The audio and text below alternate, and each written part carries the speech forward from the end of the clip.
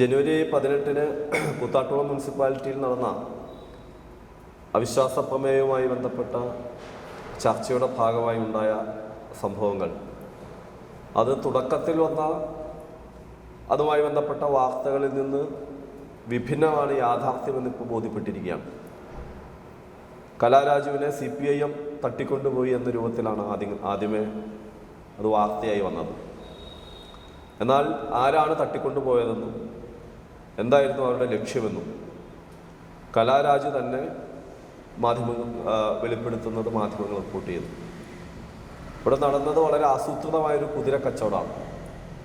Mathew Kuzhalnadan MLA, Anoop Jacob MLA, DCC president Muhammad Shiyas ഇവരുടെ കാർമ്മികത്വത്തിലും നേതൃത്വത്തിലും നടന്ന വളരെ ആസൂത്രിതമായ ഒരു കുതിര കച്ചവടമാണ് സംഭവിച്ചത്. കലാരാജുവിനെ 15-ാം തീയതി ജനുവരി 15-ന് തട്ടിക്കൊണ്ടുപോവുകയും വളരെ നാടകീയമായി UDF കൗൺസിലർമാരുടെ സംരക്ഷണത്തിൽ 18-ാം തീയതി രാവിലെ മുനിസിപ്പാലിറ്റിയുടെ മുമ്പിൽ വരികയായിരുന്നു. അവിടെ ഇടതുപക്ഷ ജനാധിപത്യ മുന്നണി ഈ അവിശ്വാസ പ്രമേയ ചർച്ചയിൽ നിന്ന് വിട്ടുനിൽക്കാനാണ് തീരുമാനിച്ചത്. ഈ തീരുമാനം അറിയിക്കാൻ ചുമതലപ്പെടുത്തിയ മുനിസിപ്പൽ ചെയർപേഴ്സൺ വിജയ ശിവൻ അതോടൊപ്പം തന്നെ വനിതാ കൗൺസിലർമാരും അവരെ സമീപിച്ച് കാര്യം പറഞ്ഞു. നമ്മൾ വിട്ടുനിൽക്കുകയാണ്, നമുക്കൊന്ന് മാറിയിരുന്ന് സംസാരിക്കാം എന്ന് പറയുമ്പോൾ മുനിസിപ്പൽ ചെയർപേഴ്സൻ്റെ വാഹനത്തിലേക്ക് കലാരാജു കയറുകയാണ്. അപ്പോഴാണ് അവിടെ UDFൻ്റെ ആളുകൾ ആക്രമണം സംഘടിപ്പിക്കുന്നത്. ആദ്യമേ മുനിസിപ്പൽ ചെയർപേഴ്സൺ വിജയ ശിവനെ ചവിട്ടി വീഴ്ത്തുന്നു, മുനിസിപ്പൽ കൗൺസിലർമാരെ ആക്രമിക്കുന്നു.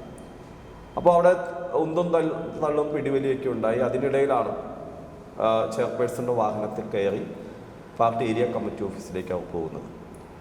അപ്പോൾ അവർ നടത്തിയ വളരെ ആഴ്ചകൾ എടുത്ത തയ്യാറെടുപ്പോടെ നടത്തിയ ആ ആസൂത്രിതമായ പദ്ധതി അത് പൊളിഞ്ഞതിൻ്റെ ജാള്യതയാണ് CPIM അവരെ തട്ടിക്കൊണ്ടുപോയി എന്ന നിലയിൽ പ്രചരിപ്പിക്കാൻ കാരണം.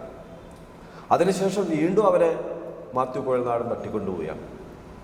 ഇലക്ഷന് ശേഷം പാർട്ടി ഓഫീസിൽ നിന്നും അവരുടെ വീട്ടിലെത്തിക്കുന്നു. വീട്ടിൽ നിന്നും പോലീസുകാർ അവരെ പോലീസ് സ്റ്റേഷനിലേക്കും പിന്നീട് ആശുപത്രിയിലേക്കും കൊണ്ടുപോകുന്നു.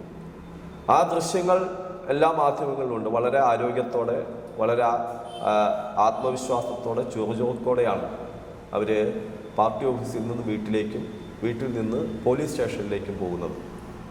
എന്നാൽ ആ ഘട്ടത്തിലാണ് മാത്യു കുഴൽനാടൻ കൂത്താട്ടുകുളം ഗവൺമെൻറ് ആശുപത്രിയിൽ വരികയും അവർ മൊഴിയെടുക്കുന്ന ഘട്ടത്തിൽ അതിൽ ഇടപെടുകയും തുടർന്ന് അവരെ കടവന്ത്ര ഇന്ദിരാഗാന്ധി ഹോസ്പിറ്റലിലേക്ക് തട്ടിക്കൊണ്ടുപോവുകയും ചെയ്തു. കലാരാജുവിനെ 2 ഡോക്ടർമാർ പരിശോധിച്ചു. പകല് ഒരു ഡോക്ടർ പരിശോധിച്ചു, വൈകിട്ട് മറ്റൊരു ഡോക്ടർ പരിശോധിച്ചു. ഗവൺമെൻറ് ആശുപത്രിയിലെ ഡോക്ടർമാരാണ് പരിശോധിച്ചത്. ഈ 2 ഡോക്ടർമാരും കലാരാജുവിന് യാതൊരു പരിക്കോ ബുദ്ധിമുട്ടോ അസുഖമോ ഇല്ല എന്ന് സാക്ഷ്യപ്പെടുത്തിയതാണ്. ഇപ്പോൾ 2 ഡോക്ടർമാരും ആ നിലയിൽ സാക്ഷ്യപ്പെടുത്തിയിട്ടും മാത്യു കുഴൽനാടൻ കലാരാജുവിനെ വീണ്ടും ഇന്ദിരാഗാന്ധി ഹോസ്പിറ്റലിലേക്ക് തട്ടിക്കൊണ്ടുപോവുകയായിരുന്നു. നാം മനസ്സിലാക്കേണ്ട ഒരു കാര്യം, മാത്യു കുഴൽനാടൻ മൂവാറ്റുപുഴ MLA ആണ്. മൂവാറ്റുപുഴ MLA ആയ മാത്യു കുഴൽനാടന് കലാരാജുവിനോട് യാതൊരു മുൻപരിചയമില്ല.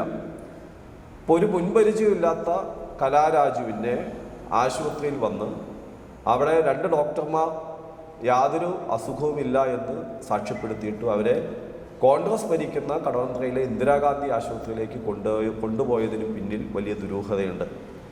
ആ ദുരൂഹത എന്തെന്നാൽ ജനുവരി 15 മുതൽ 18 വരെ നടന്ന കാര്യങ്ങൾ കല എവിടെയായിരുന്നു, എന്തായിരുന്നു അങ്ങനെ സ്ഥലത്തുണ്ടാകാതിരിക്കാൻ കാരണം?